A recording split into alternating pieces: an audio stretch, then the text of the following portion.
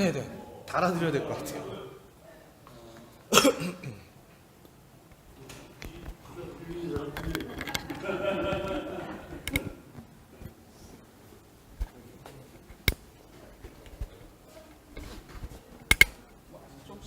조금 시간 좀 있는데. 아, 예, 알겠습니다.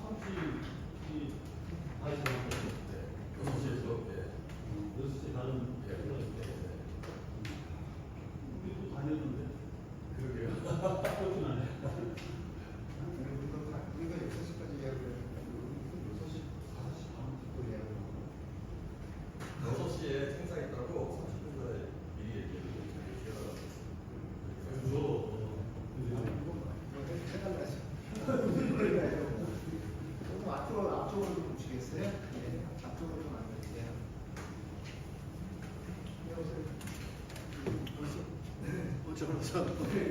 전화서.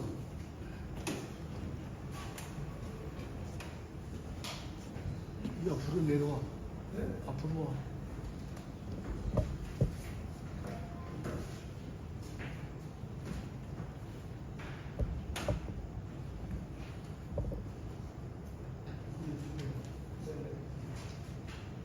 저 여기 계십니다. 와.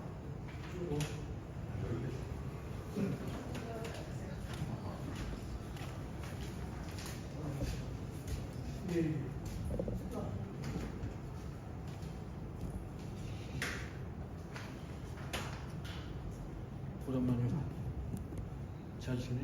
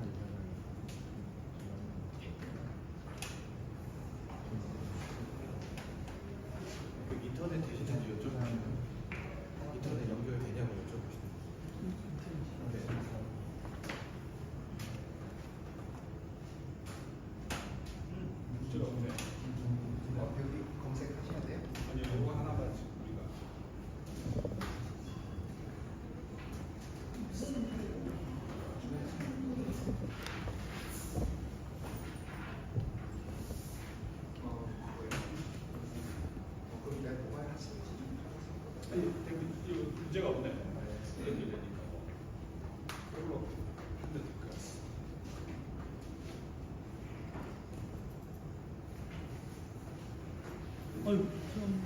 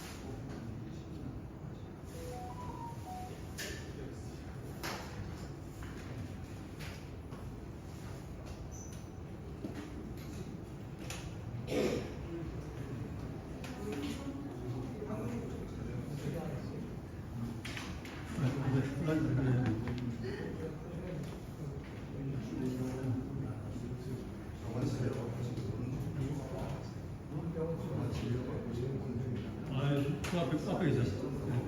저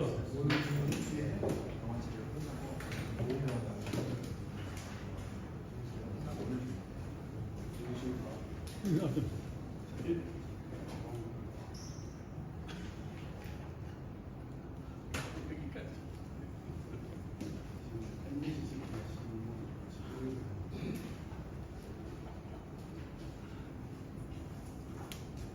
예, 편한 자리에 앉으시면 될 것 같고요. 예.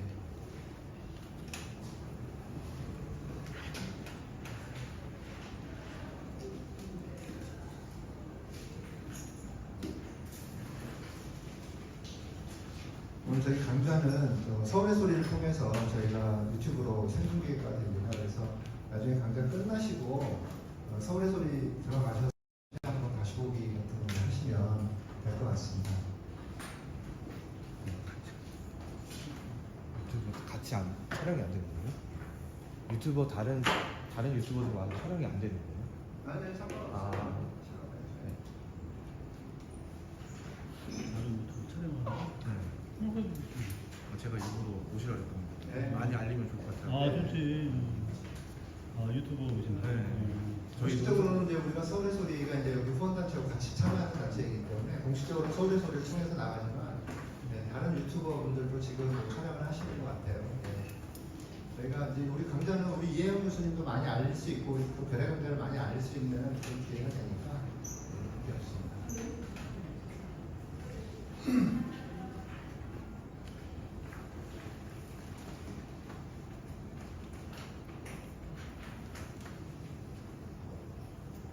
시작했어요. 안녕하세요. 9월 결의강좌를 시작하겠습니다. 저는 결의강좌 사무처장하고 있는 시작합니다. 반갑습니다. 네, 여러분들 추석 잘 지내셨는지 모르겠네요.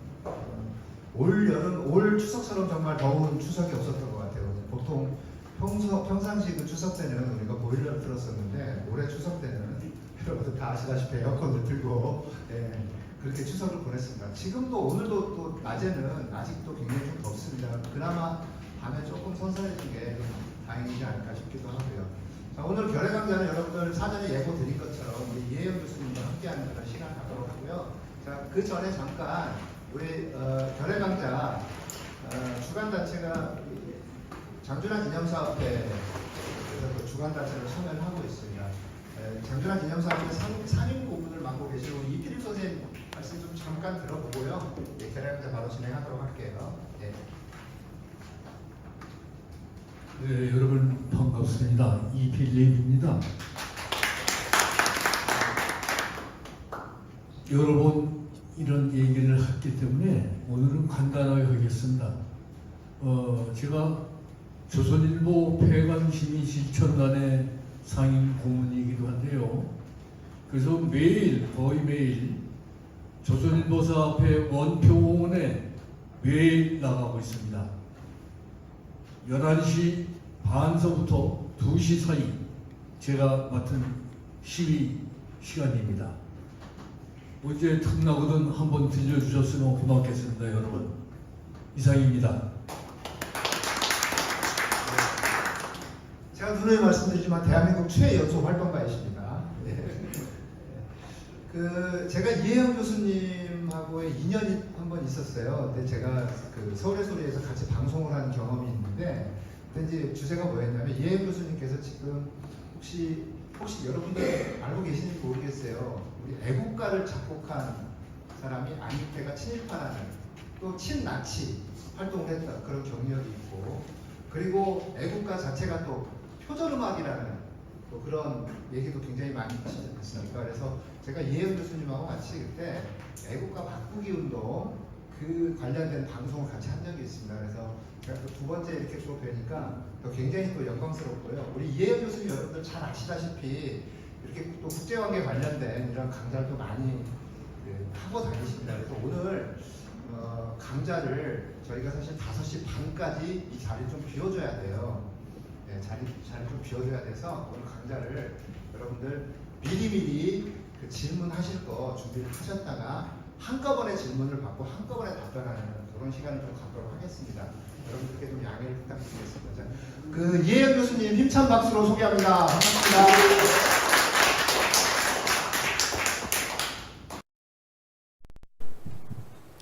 예, 반갑습니다. 아주 뜻깊은 자리에서 여러분을 뵙게 돼서 아주 반갑고 기쁘고 그렇습니다.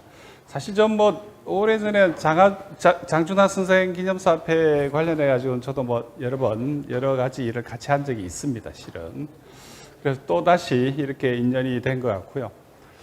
오늘 주제가 이렇게 조금 생소하기도 하고 뜬금없기도 하실 수도 있겠습니다. 제3차 세계대전이라니 도무지 우리가 무슨 뜬금없는 이야기냐 하실지 몰라도 하루하루 지금 우리 한반도 정세가 어떤 좋지 않은 방향으로 계속 가열되어 가는 그런 흐름, 그런 경향, 이 부분에 대해서 우리가 좀 말씀을 드리고, 그럼 우리가 그리고 어떻게 해야 되는지에 대해서 한번 생각을 나누는 그런 자리가 되었으면 좋겠습니다.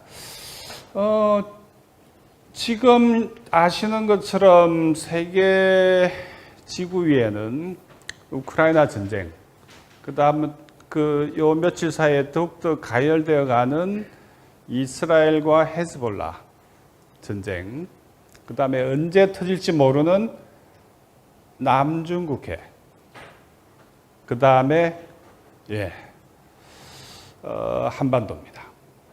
저는 개인적으로 몇 년 전까지만 하더라도 한반도에서의 직접 전쟁 가능성은 사실 높게 보지 않았습니다. 그런데 최근에 정세가 그 방향으로 가지 않고 다시 한반도로 돌아오는 느낌을 받습니다.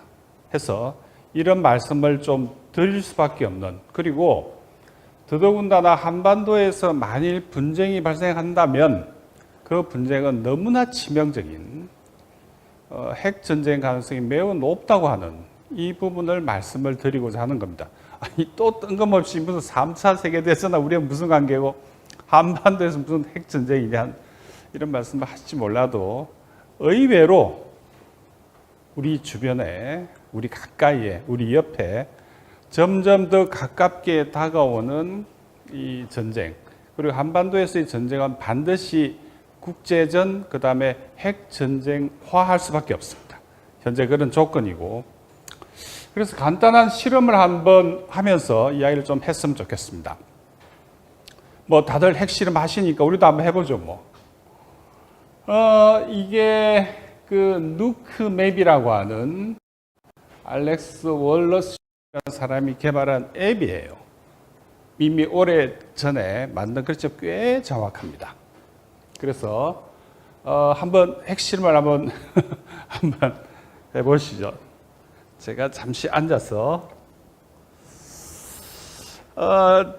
여러분 집안에서 그냥 간단히 각 가정에서 간단히 한번 해보실 수가 있습니다. 핵실험을 어디다 맞출까요? 폭발 지점을 용산쯤이 되겠네요. 왜 그러냐면 이 근처에서 터뜨리면 산이 뒤에 있기 때문에 폭발력이 약화됩니다. 그 다음에 여기를 놓고 두 번째 여기를 메꾸시면 됩니다. 그래서 탄두 수율이라고 번역되어 있는데 이거는 뭐 조금 번역이 아무튼 원래 영어로 되어 있는 겁니다. 이게 가장 최근에 북한에서 핵실험했던 것이 뭐 그것도 몇 년 훨씬 전이지만 약 300킬로톤입니다. 300킬로톤. 그 다음에 또 하나 그 옵션가를 입력을 하셔야 될 게 이제 공중 폭발이냐 지상에서 폭발이냐. 영어로는 이제 에어 버스트고 하나 밑에는 서피스인데 에어가 맞습니다. 왜냐하면 모든 핵은 지상 4,500 상공에서 터뜨립니다. 그래야지 가장 많이 죽기 때문이죠. 그 다음에 기타 옵션에서 사상자 옵션도 넣어볼까요? 이제 이 정도만 입력하시면 폭발시켜 보겠습니다.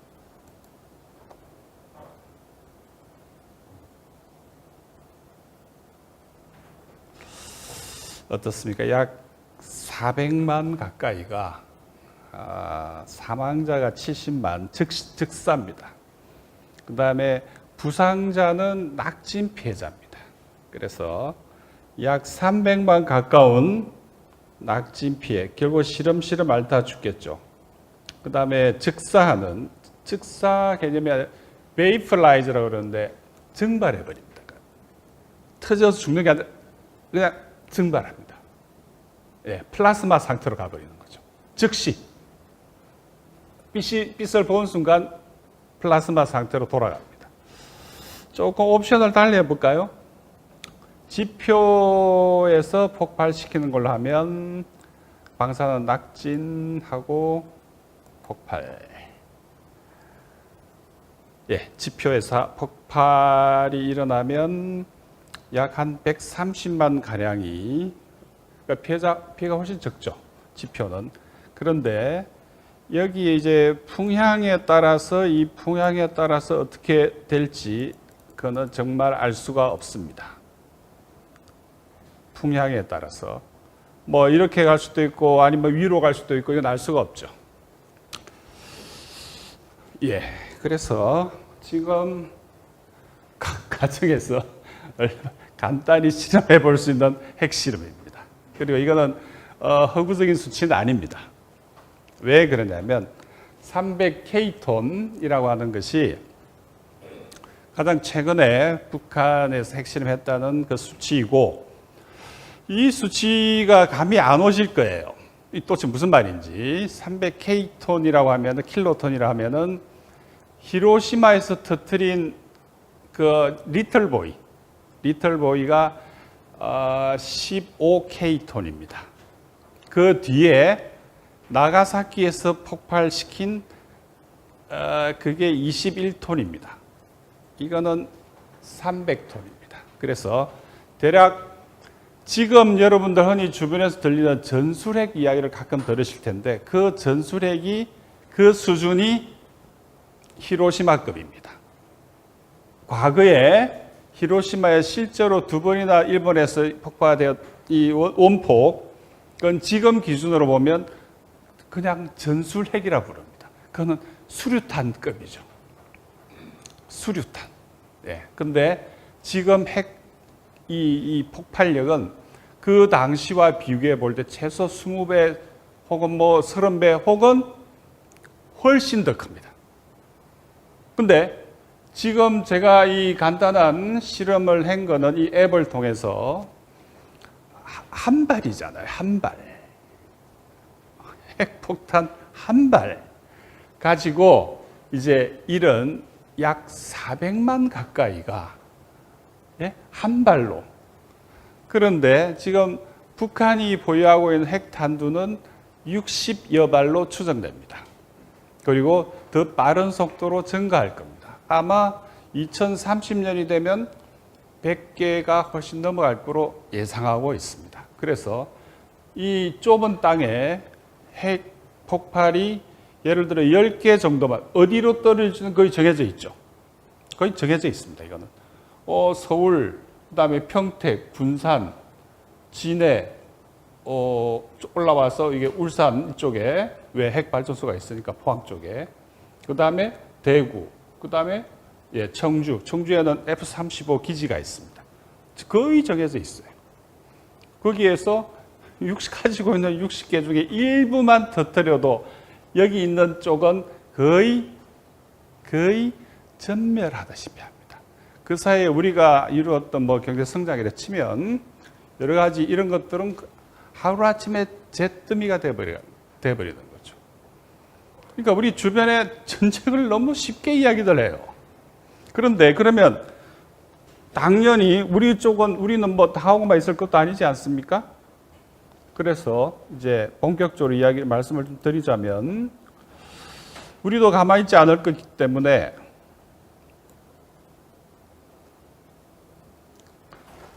이게 조금 느리긴 느리네요. 그래서 그러면 우린 또 어떻게 할 건지,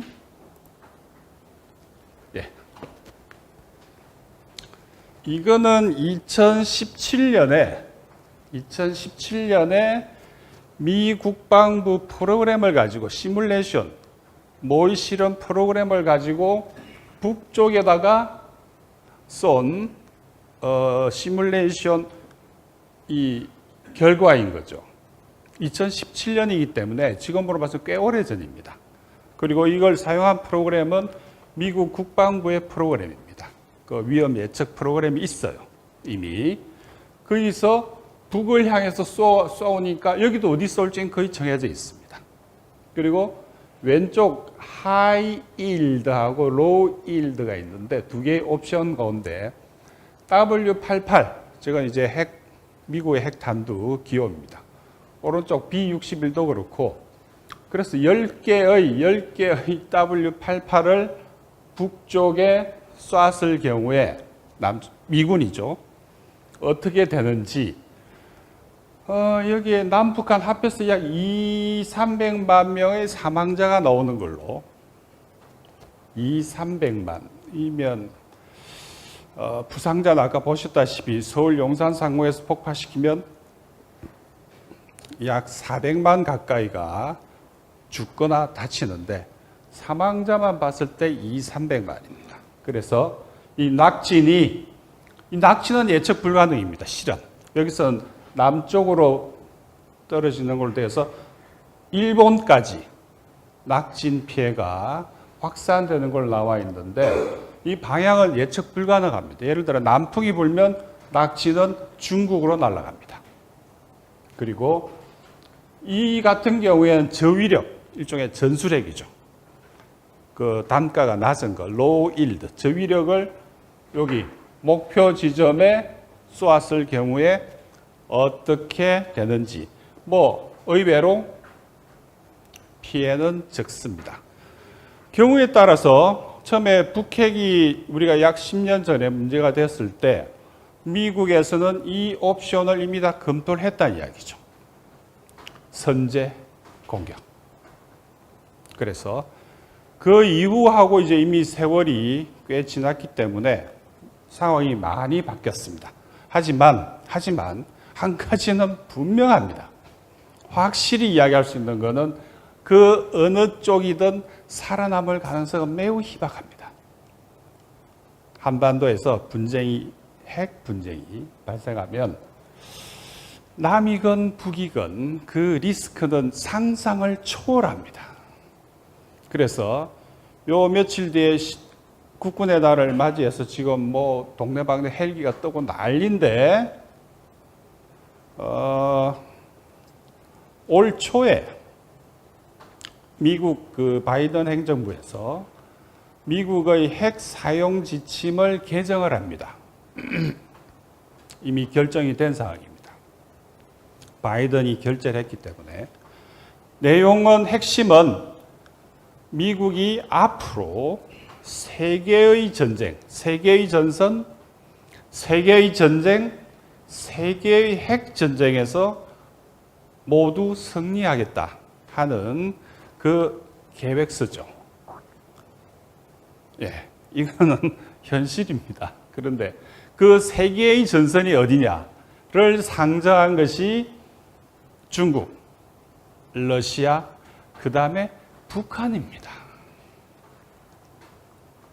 예, 이 세계의 전선에서 핵전쟁을 통해서 모두 미국이 이기겠다고 하던 그 계획인데, 그게 8월 하순경에 미국 뉴욕 타임즈를 통해서 그게 기사화되었습니다. 그 훨씬 이전에 결정이 되었는데 기사화된 건 8월 달이에요.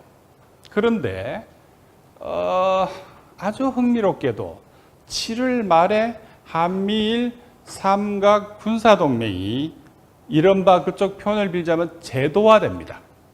그러니까 아직 엄격히 말하면 법적 의미에서 왜 국회를 통과하지 않았기 때문에 동맹 조약에 의한 동맹은 아니지만 사실상의 군사동맹이 출범을 한 거죠. 7월 말에. 7월 말에. 제가 왜 7월 말을 강조하냐면은 그와 동시에 7월 말 8월 초에 평택에서, 이거는 미 8군이 공식 보도한 자료에 들어있는 내용입니다. 이 한반도에서의 이 전쟁 모의 연습을 미국의 핵과 우리의 재래식 전력을 통합한 핵 모의 연습을 합니다. 전쟁 모의 연습을 했다고 발표했어요. 그리고 또 더 재미난 거는 9월 초에, 바로 며칠 안 됐습니다. 9월 초에 워싱턴에서 한미 양국의 관계자들이 모여가지고 마찬가지로 다시 한번 핵과 통상 전력을 통합한 전쟁 모의 연습을 했습니다. 우리는 모르고 있어요. 하지만 미 국방부 보도자료는 엄연히 실려있는 내용입니다. 엄연히. 그리고 우리가 7월 말에 이게 바로 이 최근에 일어나고 있는 일들입니다. 7월 달에 한미 정상이 공동으로 성명을 내어서 핵 작전 지침을 개정을 발표합니다. 한반도에서의 핵 작전 지침을 발표를 합니다. 공식적인 거죠, 이거는. 그래서 보자면 그 이전에 한국은 또 오크스라고 들어보셨죠? 영국, 미국, 호주가 이 아시아에서 좀 이따 말씀을 드리겠지만 만든 오크스 동맹의 군사 동맹입니다. 우리가 가입하는 걸로. 예. 그래 보면 지금 이 한반도가 도대체 우리가 모르는 사이에 우리 의지와는 100% 무관하게 어느 순간에 미국이 핵전쟁을 한다는 그 무대로, 그리고 특히 미국 대통령 대선을 앞두고 누가 대통령이 될지 아직은 모릅니다. 하지만 이런 상황에서 혹시 만에 하나 트럼프가 대통령이 될 경우를 대비해서 할 수 있는 모든 진도를 다 빼고 있는 거죠. 매우 빠른 속도로. 하지만 우리는 이게 돌아가는 이게 뭐가 뭔지, 10월 1일 날에 국군의 날에 현무 8톤짜리 괴물 폭탄이 유도 미사일이죠.을 보여준다는데 그게 왜 또 튀어나왔는지, 이런 것들에 대해서 우리는 도무지 이게 뭐 하자는 건지, 무슨 맥락인지, 그래서 어떻게 하자는 것에 대해서 아무 생각이 없는 거죠.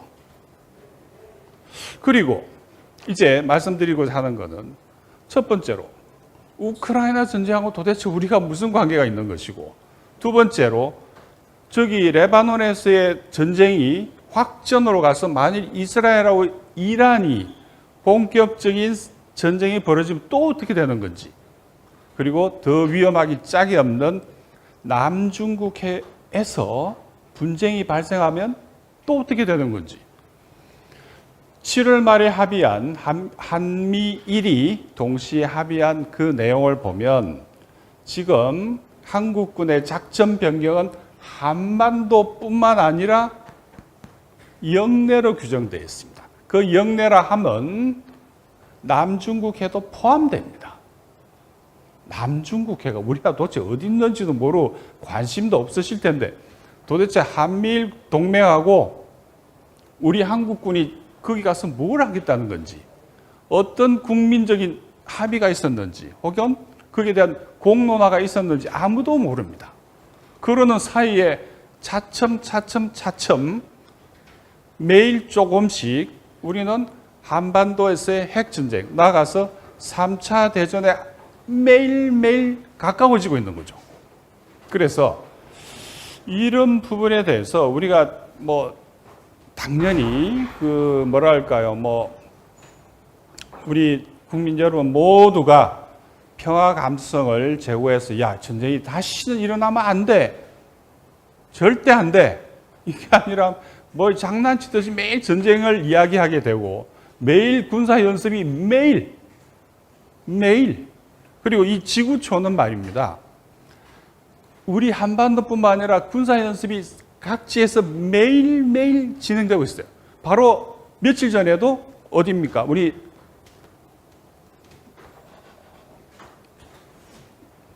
가만있어요. 없어졌네. 다시.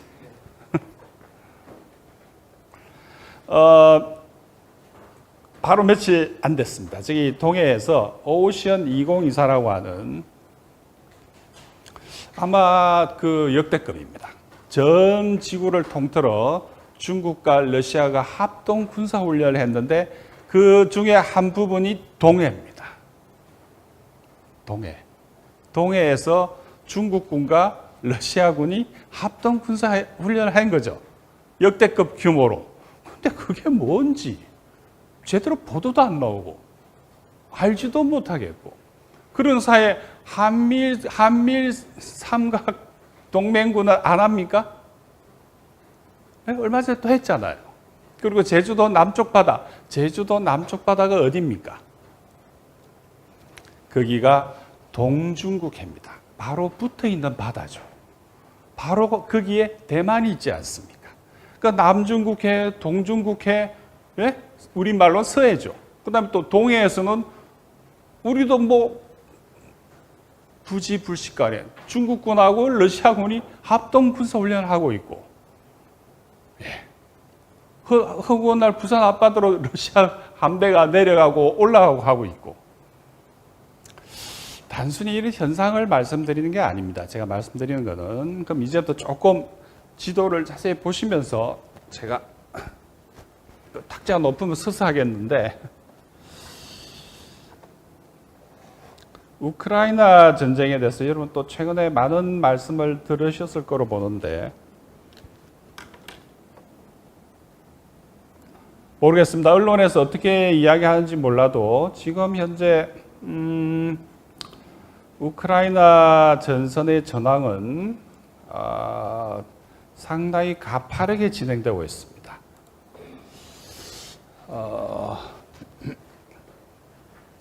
가파르게 진행된다는 의미는 사실은 전쟁이 군사적 관점에서만 끝난 전쟁이죠. 이게 지금 전선을 쭉 보여드리는 건데,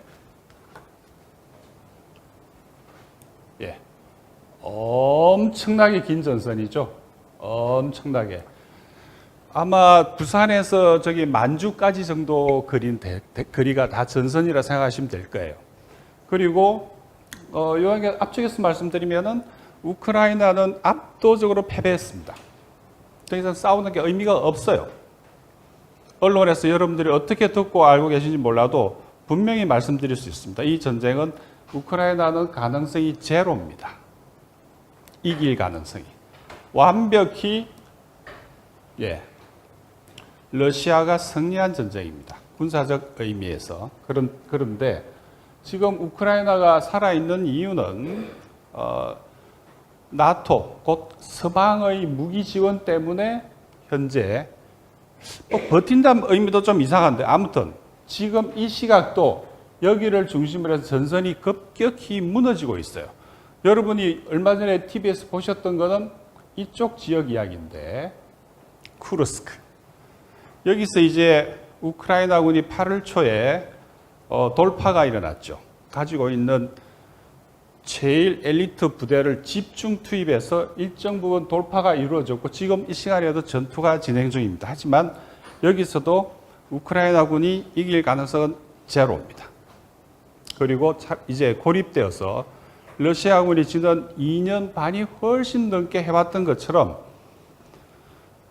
이 전쟁은 말 그대로 소모 전쟁입니다. 소모 전쟁이라 하면 여러분이 1차 대전 때 뭐 양대 참호를 파고 둘이가 맨날 쏘는 그런 의미의 소모 전쟁이 아닙니다.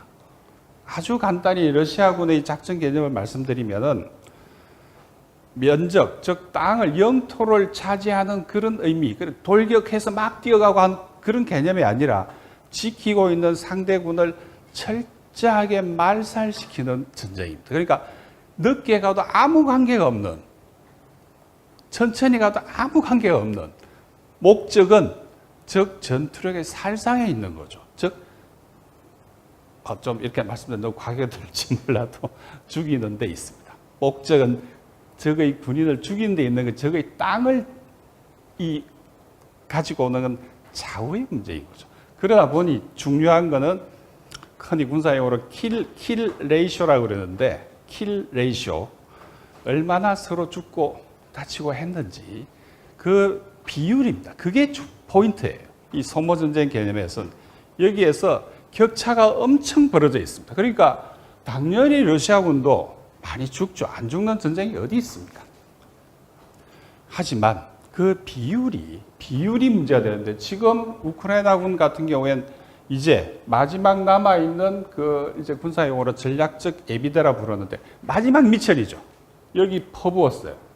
요 전투하는 과정에서 젤렌스키 대통령이 미국에 가서 다시 무기 달라, 돈 달라 하러 간 순간 또 일시 약간 돌파가 이루어졌는데 역시 현재 화력 차이가 너무 큽니다. 네. 나토가 탈탈탈 미천을 들어서 여기에 퍼부었는데도 이 전쟁은 거쳐야 되는 전쟁이에요. 왜? 우크라이나는 절대 이길 수 없는 전쟁입니다. 이미. 그렇기 때문에 그러면 문제가 이래 되는 거죠. 아니, 뭐야? 2년 반 동안 사실상 대리 전쟁 아닙니까? 미국하고 러시아가 전쟁을 해야 하는데 미국은 뒤에 빠져 있고 돈 대고 무기를 댄 전쟁이거든요. 본질은. 그런데 이제 미국 대통령 선거를 앞두고 이 전쟁을 여기서 거치면 미국 민주당 정부는 어떻게 됩니까? 야, 이건 뭐야? 니들이 패배했잖아. 그래서 미 대선까지 이 전쟁은 절대 못 끝냅니다. 어떻게든 끌어가야 되고 그 뒤에 누가 대통령이 될지에 따라서 또 향배가 결정되는 건데 이 전쟁은 지금은 못 끝냅니다. 졌어도 인정하면 안 되는 거죠. 선거를 앞두고. 그래서 보자면 문제는 여기서부터 출발합니다. 제가 여기 어마어마한 자료들이 있지만 이거를 다 지금 설명드릴 수는 없기 때문에 이건 지금 아까 말씀드린 그 쿠르스크 전선 상황이고 거의 다 어제 오늘 상황들입니다. 주요한 그림을 하나 보여드리면 이 그림을 보시면 왜 이게 중요하냐면은 전쟁에서 이길 수 없는 상황에서 이제 우크라이나 군이 요구하는 것처럼 장거리 미사일을 달라. 그러면 우리가 모스크바까지 장거리 미사일 통해서 폭격을 해가지고 전황을 어떻게 해보겠다. 그런데 푸틴이 뭐라 그럽니까? 만에 하나. 왜? 장거리 미사일은 아주 원리가 간단합니다. 그거는 위성에서 좌표를 찍어줘야 됩니다. 근데 우크라이나는 위성이 없어요. 당연히 없습니다. 그리고 이 고급 아주 비싼 무기 아닙니까? 이거를 쏠 수 있는 병력도 없습니다. 다시 말해서 나토가 직접 좌표를 찍어주고 나토 측 병력이 쏘는 거죠. 그러니까 러시아 입장에서 볼 때는 만에 하나 니들이 우리한테 장거리 미사일 이런 것들입니다. 이게 지금 군사 용어들이 돼가지고 제이슨 이건 이제 F-16 같은 전투기에서 쏘는데 멀리는 1900km까지 날아갑니다. 모스크바를 충분히 공격하고도 거리가 한참 남아요. 여기처럼 1900km면 최대로 날아가면 러시아의 주요 방산 시설이 이 정도에 있습니다. 공장들이 3교대로 돌아가는 이 공장들까지 위협할 수 있는 게 되는 거고, 그 다음에 여기까지 그까지 안 간다 하더라도 모스크바는 여기 있지 않습니까? 그래서 수도를 공격하면 그거는 이제 러시아 쪽에서는 그거는 우리 본토에 대한 공격일 뿐만 아니라 우리에 대한 선전포고로 간주하고 핵을 쓰겠다고 어제 발표했죠. 그 이전에는 위헌만 했는데 이제 러시아도 핵 사용 지침을 핵 독트린을 바꾼 거예요. 다시 말해 우크라이나가 핵이 없지만 만일 우리 본토에 대해서 대규모 대량 미사일 공격을 가할 경우 우리는 핵으로 대응하겠다. 즉 세계 3차 대전이 일어나는 거죠. 젤렌스키 입장에서 본다면은 어떻게든 전쟁을 확대시켜야 됩니다. 그래야지 자기가 살 수 있어요. 현재. 그렇기 때문에 지금 평화가 오는 거는 이 우크라이나 젤렌스키 정권 입장에서는 완전히 폭망하는 케이스가 되는 거죠.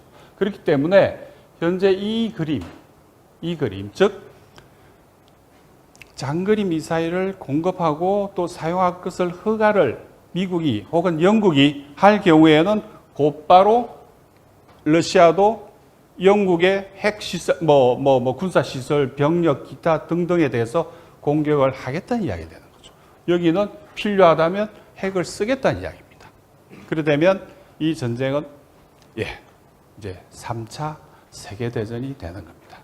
3차 세계대전이 될 경우에 이제 그것이 멀리 보면 당장 얼마 전에 기억하시겠지만 북한하고 러시아가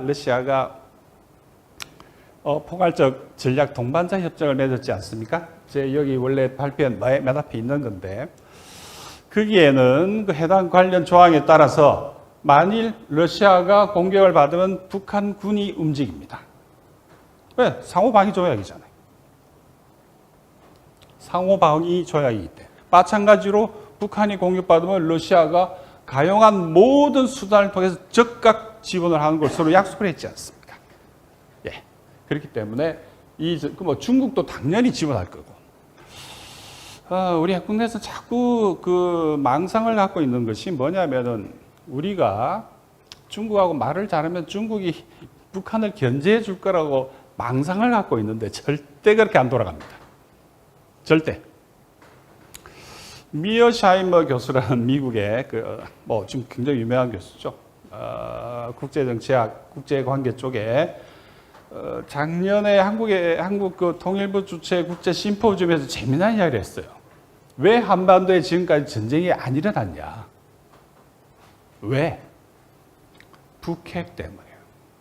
북이 핵을 갖고 있기 때문에 전쟁이 안 일어난 거다. 그러면 북핵에 대해서 중국이 한다는 이야기도 예전부터 있었지만 지금 상황에서는 또 달라진 게 과거에 사실 중국도 북한 제재했지 않습니까? 그런데 지금 또 상황이 달라진 게 지금은 북핵이 있기 때문에 중국은 남중국해와 동중국해만 방어하면 되는 거 아니냐? 그걸 왜 마다하냐? 그럴 리는 없는 거죠. 사실 그렇게 따지면 북한은 한편으로는 중국의 동북을 지키는 또 게이트 키퍼가 된 거예요. 숙문장 역할을 하고 있는 거예요. 러시아 입장에서 본다 하더라도 지금 전 유라시아 대륙에서 지금 이 불똥이 튀고 있는데 어쨌든 북한이 거기서 막고 있잖아요. 그러니까 우리는 자꾸 북한이 러시아로부터 일방적인 군사 지원을 받을 거라고 생각하지만 거꾸로 생각하면 러시아 입장에서 본다면 북한이 거기 있는 것 자체가 엄청난 국방 방위상의 이익인 거죠. 서로가 이익이 맞기 때문에 조약을 체결하는 겁니다. 이익의 균형이 이루어진다는 거죠. 아무튼 그래서 지금 현재 여러분 보시는 이 상황, 이거는 지금 벌어지고 있는 현재 상황입니다. 그래서 만약 쏘면 바로 그러니까 이제 미국이 움찔하는 거죠.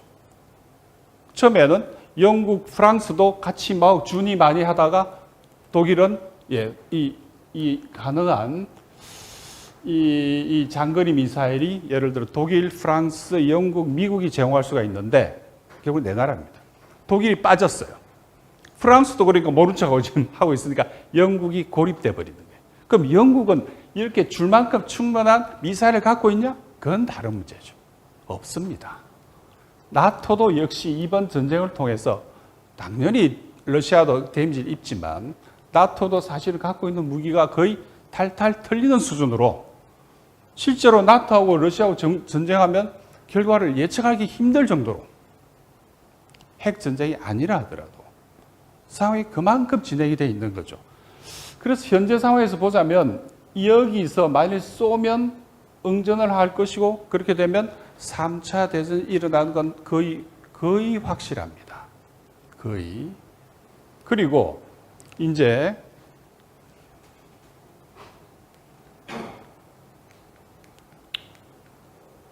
우리 여기 지금 레바논 벌어지고 있는 이 상황을 좀 보실 필요가 있습니다. 지금 이게 9월 21일 그러니까 사흘 전 상황입니다. 그래서 보시면 여기서 뭐 본질적인 변화가 있는 건 아닙니다. 사흘밖에 안 지났기 때문에 이제 이런 데서 이제 뭐 서로가 서로 폭격전을 하고 있는데 여기는 골란 고원입니다. 여러분 아시는 것처럼 여기는 시리아 영토인데 이스라엘이 불법 점령하고 있는 거죠. 그래서 여전히 분쟁 지역입니다. 그래서 이 노란색은 헤즈볼라 쪽에서 발사한 미사일이고 여기는 이 초록색들은 이스라엘이 쏘고 있다는 이야기입니다. 다 이스라엘이 쏘고 있는 거죠. 그러니까 화력이 이스라엘이 훨씬 우위에 있기 때문에 특히 공군력이나 미사일 지금 현재 이렇게 좀 비대칭적으로 당연한 겁니다. 헤즈볼라는 얼마 전에 여러분 BP 테러 그 유엔 안보리에서도 이건 공식적인 전범 행위로 규탄을 했는데 우리 언론은 지금 뭐가 뭔지 잘 모르는 것 같아요. BP 테러는 그건 전범 행위입니다. 테러고 어쨌든 그걸로 인해서 데미지를 입은 건 사실이에요. 헤즈볼라가. 근데 여러분 아시는 것처럼 헤즈볼라는 레바논의 현재의 집권 연정 파트너입니다. 집권당이라는 이야기예요. 정당이에요. 그래서 그 중에 군사 파트가 아까 이제 헤즈볼라의 군인 거죠. 레바논 군이 따로 있습니다. 하지만 헤즈볼라가 가지고 있는 군이 더 강하고 더 많아요. 훨씬 더 강해요. 훈련도 잘 돼 있고. 바로 그 헤즈볼라하고 이제 드디어 이 지역을 놓고 전쟁이 일어났습니다. 하지만 지상전이 일어난 거가 지금 관건이 돼버린 거죠. 만약 여기서 이스라엘이 밀고 올라가면 지상전이 벌어집니다. 그래 되면 이 근처에 있는 여기 시리아, 이라크에 있는 친이란 세력들은 다 들어올 겁니다. 이쪽에. 그러니까 미국이 이스라엘의 군을 파견했지 않습니까? 지상병력을 현재 미국이 이스라엘에 파병을 했습니다. 들어가 있습니다. 현재. 근데 실제로 참전할지는 아직은 모릅니다. 나중에 이스라엘이 위험해지면 참전할 겁니다. 어쨌든 문제는 그러면 여기 레바논 남부 이게 남부인데 여기에 들어가서 이스라엘이 성산이 있냐 하는 문제죠. 그래서 이 부분은 다른 판단이 필요합니다. 왜냐하니까 이스라엘은 처음에 가자 지구에서 그 어마어마한 학살에도 불구하고 하마스를 못 이겼어요. 이렇게 말씀드리면 이상하실지 몰라도 이스라엘은 가자에서 사실상 패배했습니다.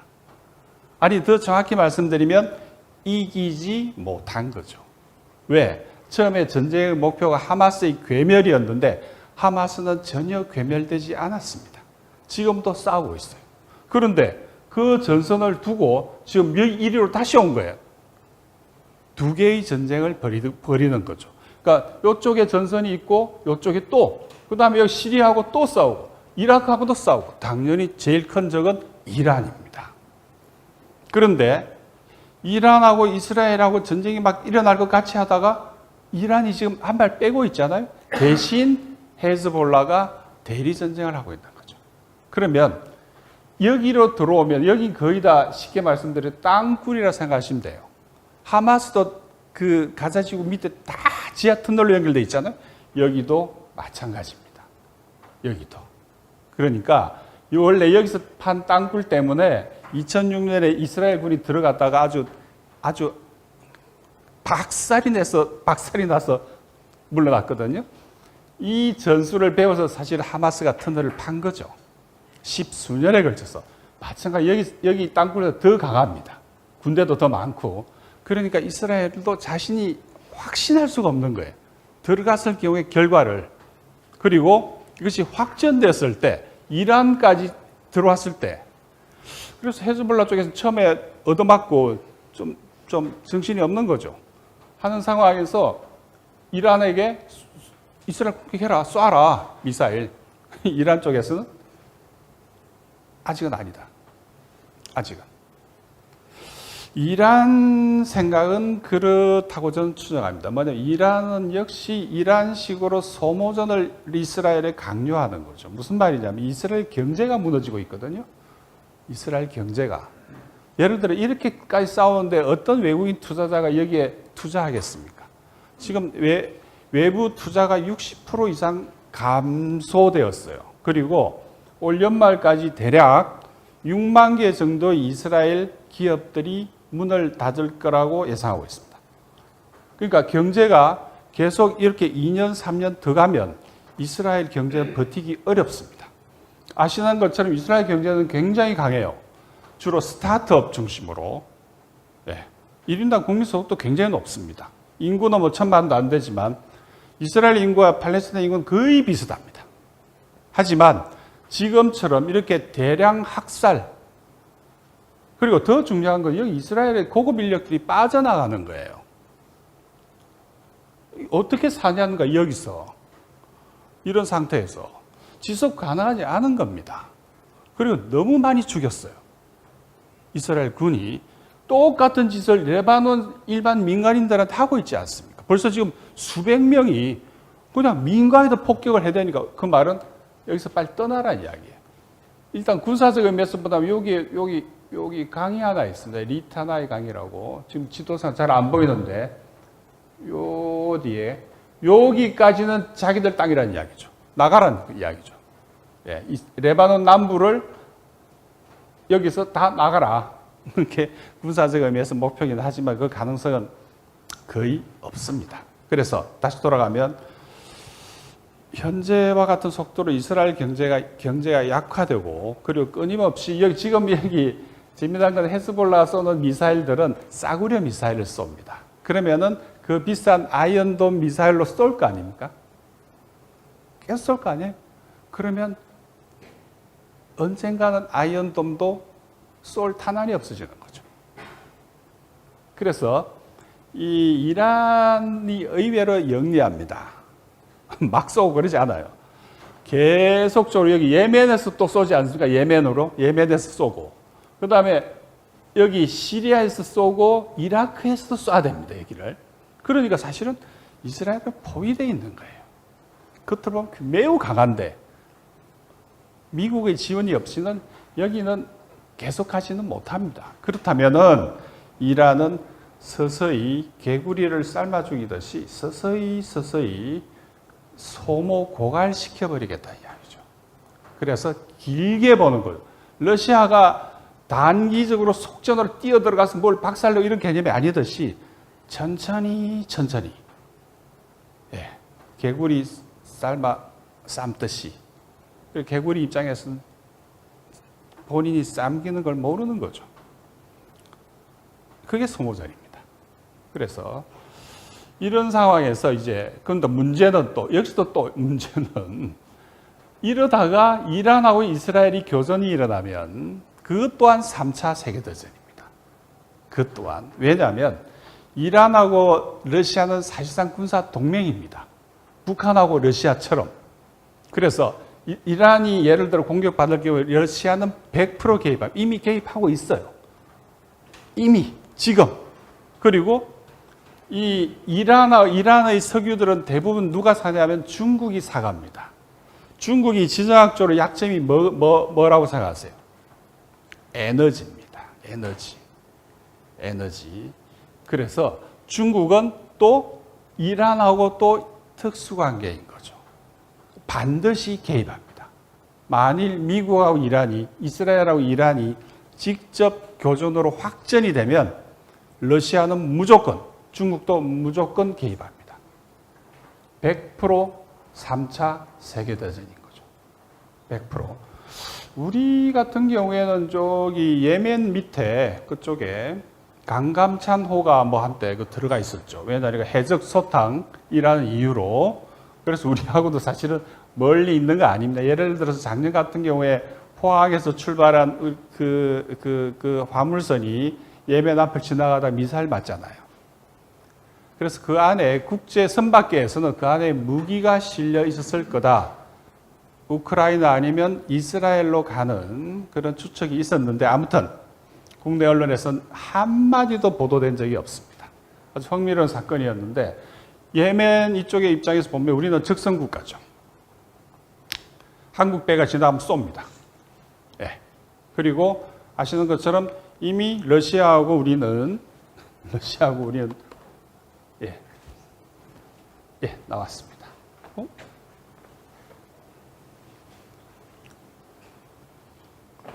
예, 나왔습니다.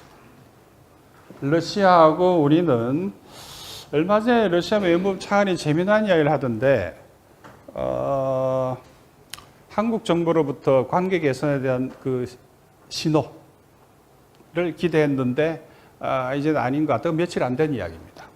라고 발언을 봤는데 그리고 얼마 전에 쇼이구 전 국방장관이라 지금은 러시아 연방 안보회의 사무총장이니까 핵심적인 지위에 있는 사람입니다. 북한에 왔다 갔잖아요. 그리고 북한을 거쳐서 그 다음에 이란을 방문하고 그 다음에 시리아도 방문하고 쭉 한 바퀴 돌았습니다. 그는 만에 하나 장거리 미사일이 우크라이나에 공급되고 예를 들어 전쟁이 확전될 경우에 선택 가능한 다양한 옵션들을 돌면서 좀 점검을 했다 봅니다. 무슨 말이냐면 만일 서방이 대리전쟁을 니들 손이 아니라 넘을 시켜서 우리한테 공격을 했듯이 우리도 넘을 시켜서 너희들을 공격할 거다. 예를 들어서 예멘 군한테 예멘군 지금도 아직도 싸우잖아요. 홍해에서 예멘군한테 예를 들어서 지대한 미사일을 공급하는 거죠. 그래서 그 앞에 있는 미국 함정들을 공격하게끔 하는 거죠. 그리고 우리 문제이기도 합니다. 북한에다가 예를 들어서 북한이 약한 게 방공망입니다. 그러니까 러시아는 S-400 같은 아주 좋은 방공 미사일을 갖고 있거든요. 방공망이라든지 그 다음에 전자전은 러시아가 미국보다 오히려 위에 있습니다. 예를 들어 쉽게 말씀드려서 서방에서 웬만한 미사일 쏘아봐야 러시아 영토에 들어가면 먹질 않아요. 왜? GPS가 다 먹통이 돼버리니까. 서방은 GPS를 쓰지만 러시아는 다른 시스템을 쓰거든요. 그러니까 GPS는 작동을 못해요. 그러니까 위성에서 그릴 찍어줘야 되는 거죠. 이런 복잡한 문제가 있는데 아무튼 예를 들어서 북한 쪽에다가 S-400 같은 아주 고급스러운 고급 방공망이죠. 웬만한 F-35도 힘들 겁니다. 힘들어요. 우리 주력 전투기 아닙니까? 그 다음에 전자전 같은 거. 예를 들어 자주 발생하는데 푸틴이 예를 들어 이게 이 서아시아 지역의 아랍에미레이트라든지 이런 데 올 경우에 푸틴 탄 비행기가 뜨면 인근의 모든 핸드폰부터 다 먹통됩니다. 네. 다 먹통 시켜버려요. 그 정도 위력적인데 옛날 뭐 EMP탄, 핵폭탄을 터뜨리지 않아도 그 정도로 좀 더 전쟁을 통해서 더 발전하고 있는 거죠. 기술들이. 이런 상황에서 본다면 얼마든지 가능한 시나리오입니다. 그래서 미국과 싸우는 나라한테 군사 지원, 협력, 각종의 지원을 해서 그걸 통해서 미국을 공격하게 만드는 거죠. 마치 미국이 우크라이나를 통해서 러시아를 공격하듯이 똑같은 그걸 이제 푸틴은 미러링이라고 부릅니다. 거울. 똑같이 하겠다는 거죠. 니들이 이만큼 하면 우리도 이만큼 할 거고 똑같이. 예. 그게 푸틴의 기본적인 외교 개념입니다. 미러링. 똑같이. 예를 들어 미국이 혹은 한국군이 그 북을 위협하고 동맹이니까 위하면 똑같은 강도로 위협하겠다는 거죠. 그게 갈수록 이 문제는 뭐 갈수록 점점 에스컬레이션 된다는 거죠. 갈수록. 남중국해 상황을 한번 보시면 이걸로 가볼까요?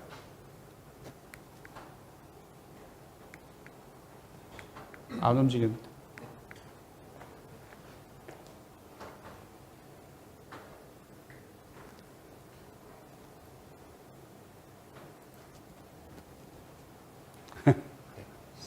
아니, 그 밑으로 가야 되는데. 아, 가는구나. 이건 처럼 보이지 않습니까? 지금까지 이스라엘이 퍼부은 가자지구 포탄이 찍힌 자리입니다. 이건 유엔이 발표한 겁니다. 1인당 36kg 포탄을 퍼부었어요. 이렇게. 지금 인구에 230만이 사는데 어쨌든 간접 살인, 간접적인 거 포함하면 약 20만 명 이상이 인구의 10%가 사실상 학살당했다고 보시면 틀리지 않을 겁니다. 그래서 이게 남중국해 상황을 좀 보시면 이제 이건 이란 쪽이고요. 이란을 둘러싸고 있는 미국의 군사 기지입니다. 이게 굉장히 세 보이지만요. 유사시가 되면 여기 있는 조금조금하게 흩어져 있는 미군 부대들은 다 인질이 됩니다. 흩어져 있잖아요. 그러니까 이건 오히려 미국한테는 굉장히 강해 보여도 오히려 약점이 되는 거죠. 하나씩 깰 거기 때문에. 왜? 약하잖아요. 흩어져 있기 때문에. 이제 그런 상황인데, 아무튼 여기 지금 보시면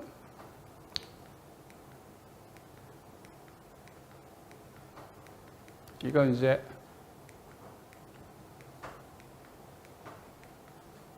이건 다시 올라가야 되는데 남중국해 상황이 이거는 올라가시면서 한번 그림들 한번 구경하시죠. 뭐 이건 홍해 앞에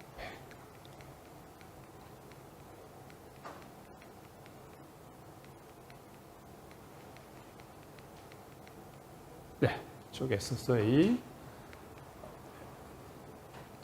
이게 지금 남중국해에 흩어져 있는 미국의 군사 기지들입니다. 쭉 한번 이렇구나 보시면 될 것 같고요. 필리핀 쪽에 특별히 지금 위험해지는 게 필리핀하고 중국 상황입니다. 왜 그러냐면은 의외로 대만은 우리가 뭐 대만은 마치 날 받아놓은 것처럼 이야기하는데 전쟁이 2027년 일어난다고 하는데 세상에 날 받아놓고 한 전쟁은 없습니다. 그리고 의외로 여기에 있는 대만은 중국보다 더 치명적인 약점이 뭐냐면 여기 역시 에너지입니다. 여기에 예를 들어 여기를 봉쇄를 해버리면 대만 경제는 붕괴돼 버립니다. 왜? 에너지가 없잖아요. 자체 공급한 에너지 거의 없어요. 다 수입입니다. 다 수입이에요. 그렇기 때문에 의외로 대만하고 중국 이 본토하고 이런 전쟁 가능성은 저는 의외로 높지 않다 봅니다. 과장된 우리 언론 보도를 통해서 과장된 그게 아니라면 의외로 대만보다 더 위험한 건 여기. 특히 필리핀을 지금 계속 쑤셔가지고 필리핀을 우크라이나처럼 만들어서 대리 전쟁을 시키면 필리핀이 폭탄 들고 중국하고 전쟁을 벌려주면 미국으로서는 가장 좋은 케이스죠. 그리고 대신 싸움은 필리핀이 하되 필리핀 군이 하되 혹은 필리핀 사람들이 하되 여기 쭉 깔아놓은 군사 기지들 여기 군사 기지 현황들이니까 필리핀을 우크라이나 지원하듯이 도와주고 필리핀 앞장서서 싸우고 혹시 한미일 군사동맹에 따라서 한국 해군이 여기 와서 같이 필리핀군하고 일본군하고 호주군하고 중국을 향해서 싸워주면 제일 좋은 케이스죠. 그리고 그렇기 때문에 한미일 군사 협력이라고 했을 때 항상 그 대상이 어디인지를 놓고 한반도와 역내 또는 남중국해가 호명된 이유는 또 다른 남중국해에서 또 다른 대리전쟁, 즉 미국은 뒤에 빠지고 여기 현지인들끼리 싸워주면 제일 좋은 케이스죠. 참, 그 생각하면 오죽하면 호주 정치인들조차도 우리가 주권 국가냐 하는 이야기 같은 앵글로 섹슨들이잖아요. 그런데 호주 정치인조차도 그런 이야기를 하는 거 보면 야 정말. 근데 어제입니까? 아주 재미난 사건이 하나. 중국이 그 마하 25짜리 ICBM 발사 실험을 해서 여기 어디 떨어집니다. 네, 아주 재미난 사건입니다. 중국이 ICBM 실험을 했다고 하는 게 당연히 핵이 탑재 가능한 거죠. 지금 미국이 아까 모두에 말씀드린 것처럼 세계의 핵전쟁을 이야기하는 이유는 지금 그렇습니다. 사실 핵 전력을 따지고 보면 미국과 러시아는 단두수만 놓고 보면 거의 비슷하거나 오히려 러시아가 더 많습니다. 특히 유럽 같은 경우에는 미국의 전술핵은 100개, 200개 수준인데 러시아는 2000개입니다. 훨씬 더 많아요. 유럽에 관한은. 그런데 지금 중국의 핵탄두를 한 500개로 계산합니다. 미국은 한 1400몇십 개인데 그래서 지금은 아니라는 거죠. 중국이 아직 핵 전력상으로는 경제적으로는 우리의 거의 동급의 경쟁자인 등에서 위협이지만 아직은 핵 전력이 우리보다 낮은 수준이기 때문에 아직은 아닌데 이게 매년 100개씩 증가한다고 봅니다. 그러면 10년이 지나면 핵 전력도 미국하고 동급이 된다 이야기예요. 10년 안에. 그러면 미국이 지금까지 해왔던 것처럼 유일 패권을 유지하려면 러시아는 사실 경제적으로 약하니까 핵은 많아도 중국이 자신들하고 비등한 동급의 핵 보유국이 되기 전에 즉 10년 안에 어떻게 손을 봐야 된다 이야기입니다. 이게 미국 그 네오콘이라고 그러죠. 신보수. 미국 가장 그 과격한 급진적인 그쪽 사람들의 아이디어가 그렇다는 겁니다. 그래서 어쨌든 아주 흥미롭게도 중국이 10,000km가 넘은 거리에 여기 이쪽 어디에 어제 ICBM 발사 실험을 했는데 현재 거기 미국의 항공모함이 이쪽에 들어오면요. 중국도 그 극초음속 미사일을 갖고 있지 않습니까? 미국은 없습니다. 북한도 갖고 있고 예멘도 갖고 있는 극초음속 미사일을 미국은 안 갖고 있어요. 할 때마다 실험에 실패하는 겁니다. 계속. 그런데 여기 사거리가 한 2,000km인데 항공모함은 주로 이쪽에 배치됩니다. 요 사거리 바깥에. 왜냐하면 그 극초음속 미사일이 날아와서 항공모함을 깨버리면 보통 문제가 아니거든요. 보통 문제가 아니죠. 북한이 가끔 우리 부산 앞바다에 항공모함이 들어올 경우에는 얼마 전이죠? 그게 800km인가 600km짜리 그 미사일 발사 실험을 하잖아요. 그거는 들어오면 쏘겠다는 이야기죠, 앞으로. 그리고 그 거리가 이번에도 큰 거 4.5 화성포 11다 같은 경우에 320km 실험을 하는 게 그 거리가 평택 거리입니다. 그리고 거기에는 핵 단두 탑재가 가능해요. 그래서 그 실험하는 이유들이 자세히 보시면 그냥 막 쏘는 거 아닙니다. 그때 상황에 따라서 미국과 이쪽에다 경고를 보내는 거죠. 오면 쏜다. 충분히 쏜다. 그만큼 매일매일 한 번 쏠 때마다 그 계산을 해야 되는 우리는 도대체 그러니까 항공모함의 치명적인 약점은 이 극초음속 미사일에 대한 방어 수단이 없다는 겁니다. 그러니까 보기에는 엄청 커 보여도 의외로 저런 중후장대형의 한때 과거의 해양 세력을 상징하는 상징물이지 실질적으로 전투 가능한 상황은 또 전쟁에서 어떻게 되는가 다른 문제라는 거죠. 그건 또 차원이 다른 문제입니다.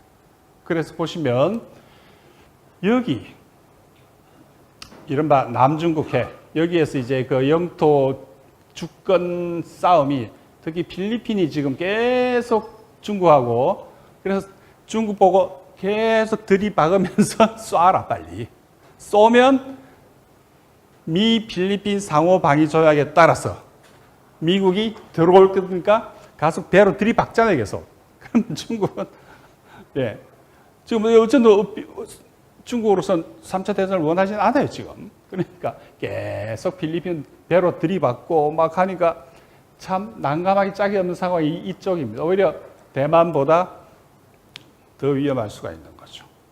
대만보다. 현재 그래서 이제 이 지금 아까 말씀드린 것처럼 호주하고 영국하고 미국이 오크스라고 하는 군사동맹, 반중 군사동맹 맺고 있고 이 반중 군사동맹에 한국도 또 가입한다는 거 아닙니까? 한국도. 사실상 뭐 가입한다고 봐야 될 겁니다. 그러면 한국은 오크스에도 가입하고 한미일 삼각 군사동맹에 가입하고 그 다음에 지금 나토는 여기 있을 때가 아니죠. 나토는 북대서양 방위조약 아닙니까? 그런데 바이든의 전략견이 뭐냐면 나토를 글로벌하게 해가지고 여기 오크스하고 연결하고 한미일 삼각동맹하고 연결하고 필리핀하고 연결하고 해서 전 글로벌하게 만들겠다는 게 구상입니다. 여기에 비해서 트럼프는 좀 다릅니다. 트럼프 개념은 뭐냐면 중국 주정론입니다. 그래서 트럼프 개념은 간단히 말씀드리면 나토는 니들이 알아서 하고 돈도 니들이 내고 대신 우리는 핵과 공군력, 해군력 정도는 제공해 주겠다. 철저하게 니들이 해라. 그래서 나토는 잠재우겠다는 거죠. 현재 상태에서. 반면에 그러니까 바이든 쪽하고 트럼프 쪽하고 개념이 많이 다릅니다. 하지만 중국 쪽으로 오면 크게 다르진 않아요. 대신 한반도만 놓고 보면 트럼프가 김정은 우리 위원장을 서로 미싱한다고 그러지 않습니까? 그리워하는 사이라고 그러니 한 숨구멍 커집니다. 분명히 트럼프가 선택할 경우. 하지만 마찬가지 트럼프 역시 중국 주정론 관점에 있기 때문에 긴장이 사라지는 건 절대 아닙니다. 그리고 한국군은 또 글로 끌려다닐 거예요. 트럼프가 집권하더라도. 대신 남북관계의 현재의 긴장은 동결될 가능성은 분명히 있습니다. 동결이지 평화는 아닙니다. 그래서 이제 조금 결론적으로 좀 가보면 위로 다시 되네. 이 바다죠, 이 바다. 여기가 중국으로서는 1위를 거쳐서 석유 수송로 아닙니까? 그래서 여기를 100% 유사시에 막습니다. 미국이 막을 거예요. 그다음에 여기 또 막을 거예요. 마닐라 여기서 시켜서 막을 거고 여기를 다 돌파하면은 제주도 옆에서 또 막을 겁니다. 그러니까 제주도의 군사적 전략적 가치가 갈수록 커지는 거죠. 천혜의 요새 아닙니까? 제주도가. 그래서 제주도 강정을 처음에 평화의 섬, 유람선 띄운다더니 결국은 핵 잠수함 기지가 되고 있지 않습니까? 그다음 제2공항 또 만든다는 거? 그건 누가 쓰겠습니까? 아니, 동중국해 한복판에 비행장이 생기는 거 아닙니까? 누가 쓰겠습니까? 아무튼 그래서 과거 2차 대전 때 여기를 막으니까 일본군이 어떻게 했습니까? 진주만을 폭격하잖아요. 이게 경로의존성이라고 우리 학자들끼리 하는 말인데 이거는 이 지정학적인 포메이션 뭐랄까 이거는 아마 없어지지 않을 겁니다. 여기 막으면 저기 딴 데 또 전쟁 납니다. 어쨌든 그래서 여기 써여 있듯이 중국 무역의 80%가 여기 지나간다는 거 아닙니까? 그러니까 필리핀이 여기서 때리면 중국은 뭐 글쎄요. 어떤 선택을 할지 그래서 이걸 좀 더 확대한 거고 그리고 여기에 대해서 이걸 자세히 들어가면 뭐 이 시간이 부족해서 다 말씀을 드리기 어렵습니다. 너무 복잡하게 엉켜 있는데 이 동네가 아무튼 그 말씀만 드리겠습니다. 여기 각자들이 다 영역을 주장하고 있고 이제 여기서 필리핀은 여기까지가 자기 거라는 거고 그러니까 요만큼이 지금 그러니까 스카보로 쇼울 요 암초지대 상도초지대가 분쟁의 핵심이 되는 거죠. 여기 이게 여기하고 여기 이 선이 엇갈리니까. 그리고 필리핀은 사실 또 그것도 자세히 들여다보면 필리핀에 가장 많은 투자를 하고 있는 게 중국 돈이에요. 그러니까 마르코스는 이걸 통해서 요 영역 요걸 가지고 하면 미국의 말을 들어주는 척하면서 또 자기 이익을 챙기는 겁니다. 계산이 만만치가 않죠. 우리처럼 그야말로 아낌없이 다 대주는 이런 구조는 아닙니다. 의외로 영악합니다. 이쪽 동네도. 왜? 그럴 수밖에 없는 게 중국 돈이 여기를 압도하고 있으니까. 필리핀에 신규 투자한 중국 돈이니까. 왠지 이 부분을 가지고 아마 이 기지를 내준 대신 7개 줬습니까? 대신에 또 미국한테 또 챙기고 이런 구조죠.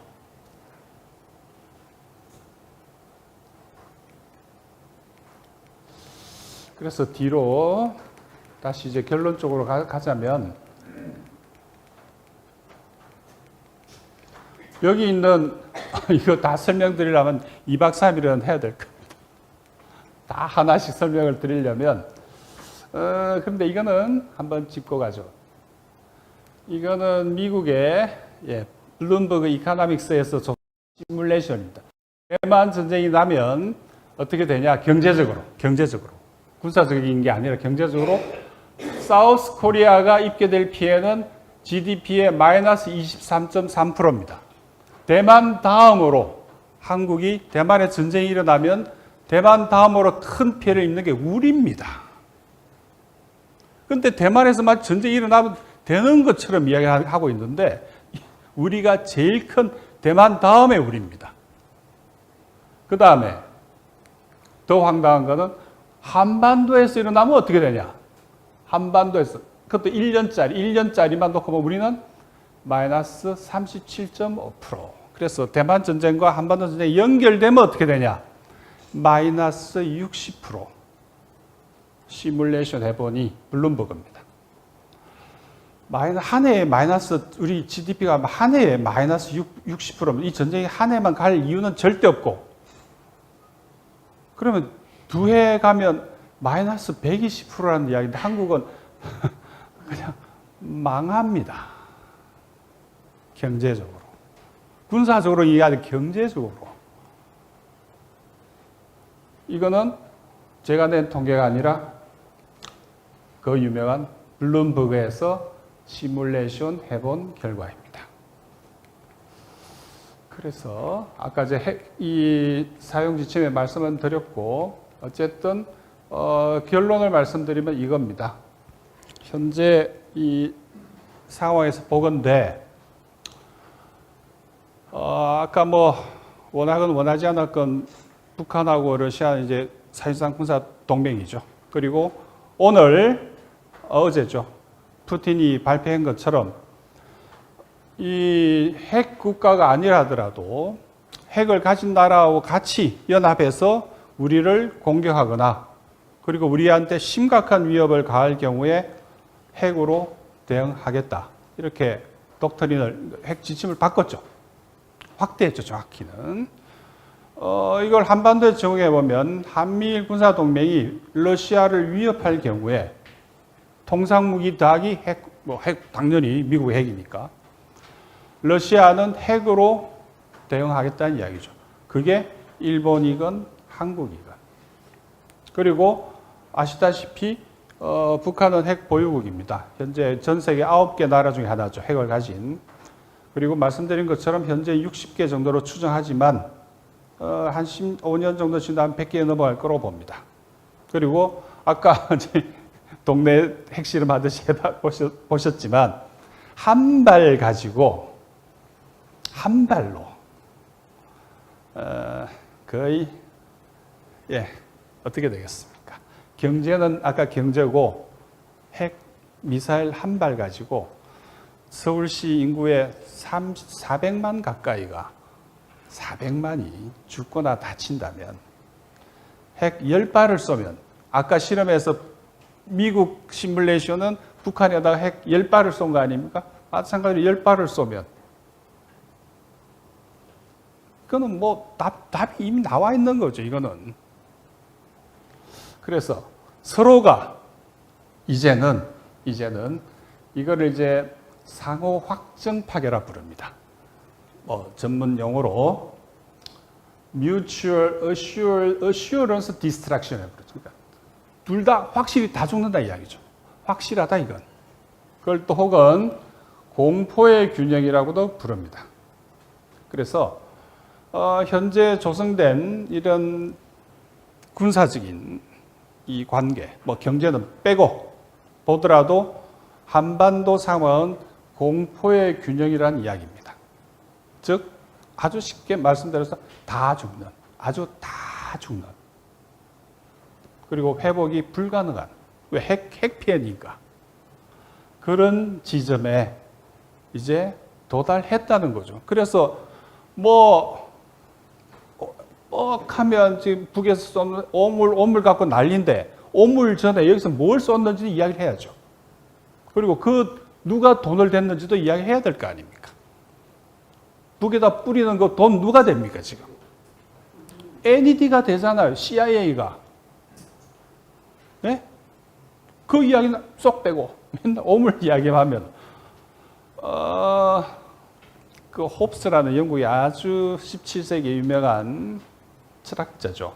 다 아실만한 그 사람이 한 유명한 말 중에 호모 호미니 루프스라는 말이 있습니다. 그럼 무슨 말이냐면 인간은 인간한테 서로가 늑대라는 이야기죠. 서로가 서로한테 위협이라는 거죠. 남한은 북한한테 위협이에요. 북한이 남한한테 위협이듯이 서로가 다 나쁜 놈들이에요. 거기서 시작해야 됩니다. 우리는 좋은 놈이고 넌 나쁜 놈. 그건 문제 안 풀려요. 평화공존이 이루어지지 않는다는 이야기죠. 공포의 균형이라고 하는 건 서로가 서로한테 위협이라는 이야기거든요. 서로가 서로한테 늑대라는 이야기죠.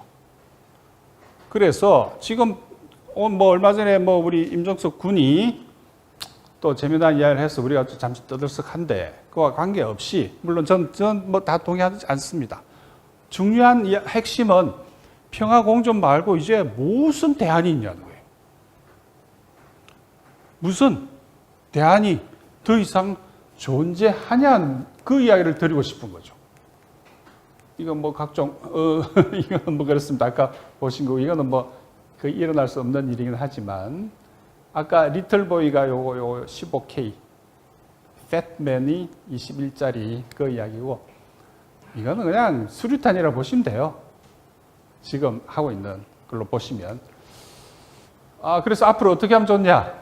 그래서 고심 끝에 이게 뭐냐면요.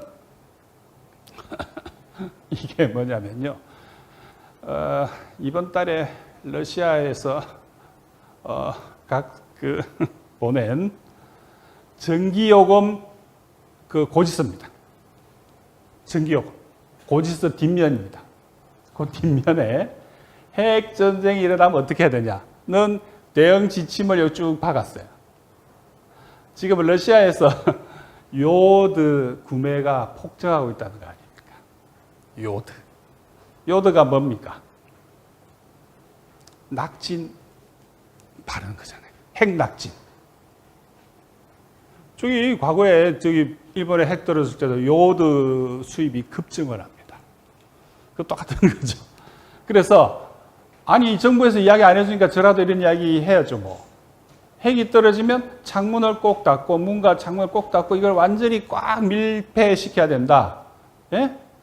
공기 안 들어오게. 그 다음에 마스크를 꼭 끼고 그 다음에 TV, 라디오를 꼭 켜라. 그 다음에 그래서 이제 TV나 라디오에서 어떤 이제 좀 됐다 하면은 그때 문 열고 환기시켜라 하는 주의사항입니다.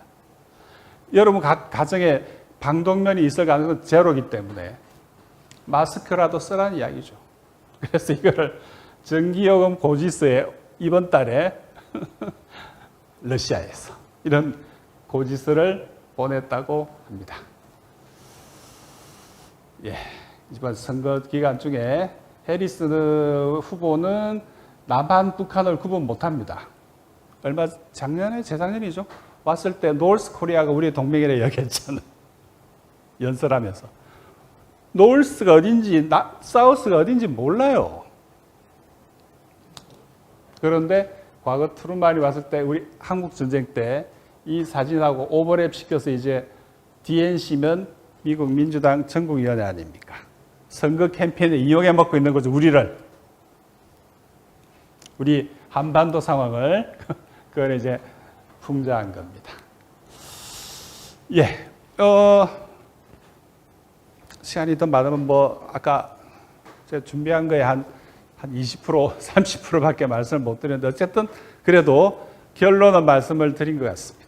현재 남아있는 옵션은 우리가 집단적으로 선택할 수 있는 옵션은 평화 공존 말고는 없습니다. 현재. 군사적으로 특히 그렇습니다. 예, 일단 제 말씀 여기까지 드리고, 예. 네, 지금부터 질문을 받도록 하겠는데요. 질문은 좀 짧게, 그 다음에 내 주장을 얘기를 하는 게 아니라 꼭 질문만 해주시기 바랍니다. 세 분만 좀 받도록 하겠습니다. 네, 질문. 네, 너무 완벽한 강의여가지고. 네. 박유순 영국 전쟁에 관해서요. 네. 만약에 러시아가 전쟁에 불리해지면 전술핵을 사용한다고 그러는데, 우크라이나 땅에서. 근데 그걸 회의적으로 보는 게, 만약에 러시아가 우크라이나를 점령하는 땅이 된다면 자기 땅에다가 전술핵을 어떻게 쓰겠느냐 이런 얘기가 있고요. 만약에 전술핵에 대해서 서방에서 또 나토에서 전술핵을 대응하면 세계 3차 대전이 일어나지만 러시아가 설령 전술핵으로 우크라이나를 제어하더라도 미국 등 나토 이 서방 국가들이 재래식 무기로 러시아를 축소할 수 있다 이렇게도 얘기하는데 여기에 대해서 시간이 많이 없기 때문에 짧게 말씀드릴게요. 그 재래식 무기로 한다 하더라도 현재의 나토 전력이 러시아를 압도할 가능성은 그렇게 높지 않습니다. 그리고 러시아는 우크라이나 땅 전부를 점령할 생각이 없습니다. 지금 이 시점까지는. 지금 전투가 벌어진 데는 러시아인이 다수 거주하는 러시아어를 사용하는 지역입니다. 전쟁은 일단 군사적으로는 거의 다 왔어요. 더 자세히 지도를 보면서 설명드리면 좋겠지만, 다시 말해서 우크라이나 동남 사주는 주민 투표를 통해서 일단 러시아 연방 가입을 원했고, 그 한에 있어서 러시아 입장에서 본다면은 자기 헌법상 영토를 수복하는 거고, 물론 우크라이나 입장에서 뺏기는 거죠. 하지만 거기 살고 있는 다수의 러시아인들은 러시아 쪽으로 가는 걸 원합니다. 해서 군사작전은 거기에 그칠 겁니다. 하지만 이 부분도 중요합니다. 만일 그 나토 쪽에서 확전을 시도하면은 더 많은 영토를 점령은 할 가능성은 있습니다. 하지만 그거를 러시아 영토로 편입하는 건 다른 문제입니다. 왜? 어쨌든 절차를 거쳐야 되니까. 이렇게 말씀드리면 이상하게 들리실 거라고 보는데, 러시아 현재의 정치 지형에서 푸틴은 온건파입니다. 그리고 법대 출신이에요. 법돌이에요, 법돌이.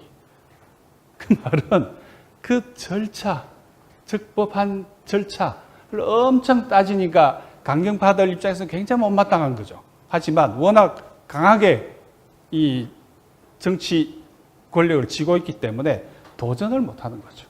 해서 그렇게 말씀하신 거 저도 잘 알고 있는데 저는 그 의견에 동의하지 않습니다. 예. 예, 또 다른 분 질문 있으신가요? 예. 질문 좀 짧게 부탁드리겠습니다. 우선 강연 잘 들었습니다. 네.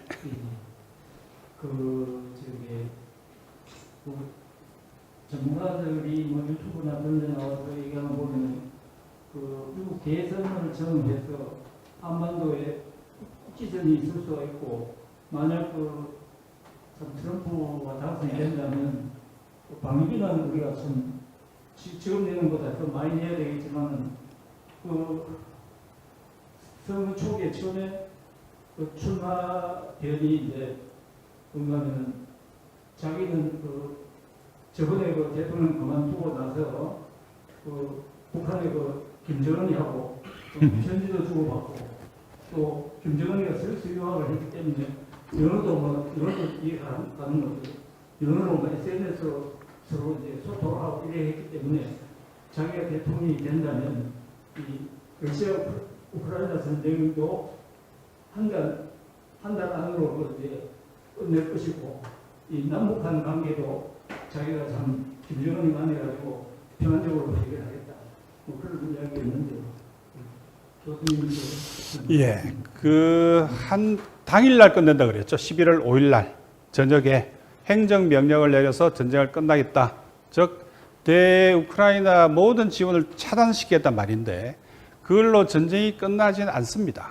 해서, 우크라이나 입장에, 이 전쟁 입장에서 전쟁이 끝난다는 건 매우 좋은 일이죠. 하지만, 미국이라고 한 나라가 대통령 혼자서 다 할 수 있는 것도 아니고, 특히 최근에 자주 이야기 나오듯이, 딥 스테이트, 하나의 똘똘 뭉친 외교 쪽에 초당적인 이익 집단들이 존재하는 한 마치 이번에 암살 시도가 계속되는 것처럼 그 가능성도 배제하기 어렵습니다. 그리고 모르죠. 하지만 그 방위비 문제는 지금 이 트럼프 개념은 지금 방위비 분담이지 않습니까?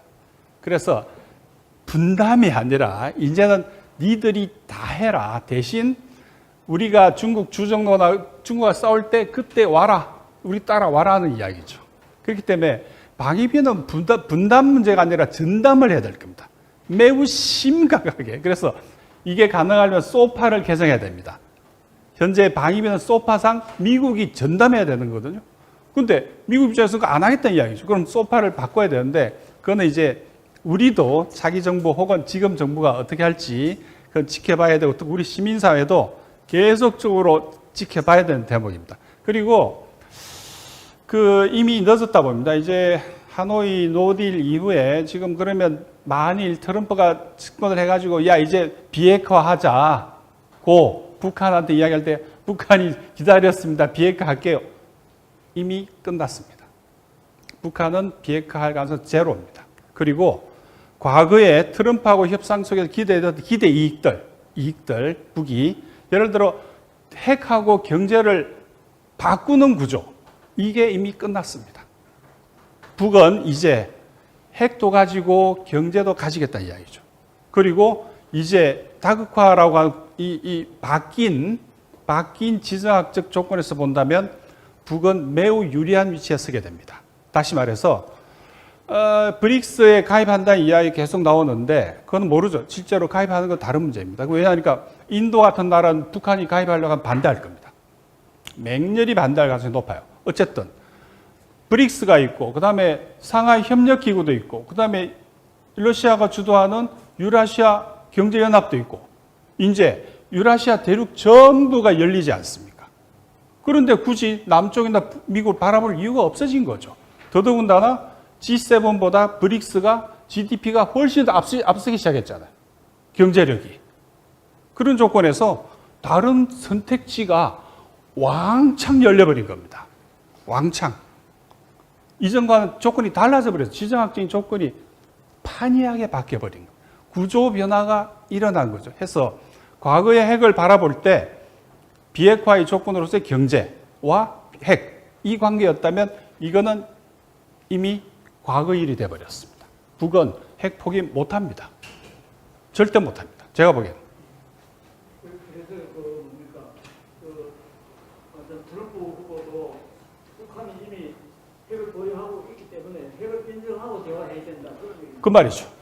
그 외에 다른 선택지도 없습니다. 그 다음에 아니 북이 이제 뭐가 아쉽습니까?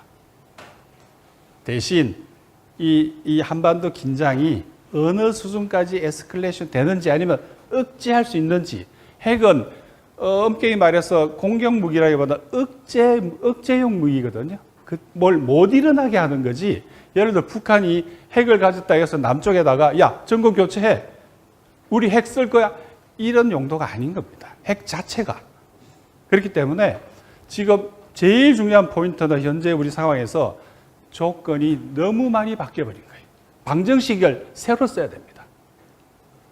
그 상황입니다. 이건 트럼프가 와도 김정은하고 만나서 무슨 이야기를 할 거예요.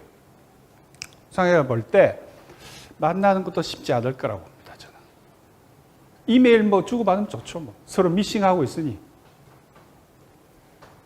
네, 마지막으로 한 분 질문 받도록 하겠습니다.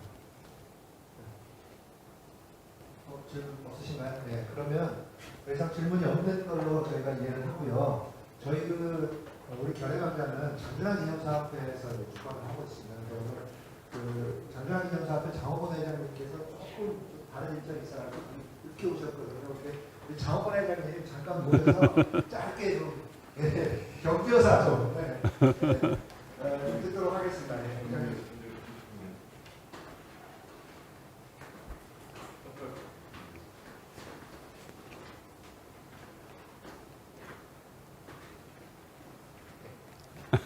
반갑습니다. 늦게 격려해서 그러니까 예, 반갑습니다. 오늘 이해한 박사님한테서 좋은 말씀 많이 주셨을 겁니다. 지금 남북 문제에 갑자기 또 요즘 뭐 통일을 하지 말자는 소리도 있고 여러 가지 많고 이를 듣고 남북이 어떻게 앞으로 해나가야 될 것인가를 각자가 많은 생각을 하고 다른 방향으로 가고 저는 장준환 기념사업회 맡고 있습니다. 장준환 선생님이 원래 그랬습니다. 통일에 대해서, 남북 문제에 대해서는 통일이라는 무조건 해야 된다. 그냥 지상명령이라고 그랬습니다. 우리 민족에게. 그래서 한 가지 더 부연 설명드리자면 지금 누리고 있는 모든 명예, 재산, 지위 이런 것이 우리가 민족의 남북 통일에 바라는 것이라면 과감히 보여야 된다. 미래에 우리 민족이 살기 위해서 그런 말씀을 하셨죠. 오늘 말씀 고마웠고요. 그래요, 반가웠습니다, 여러분.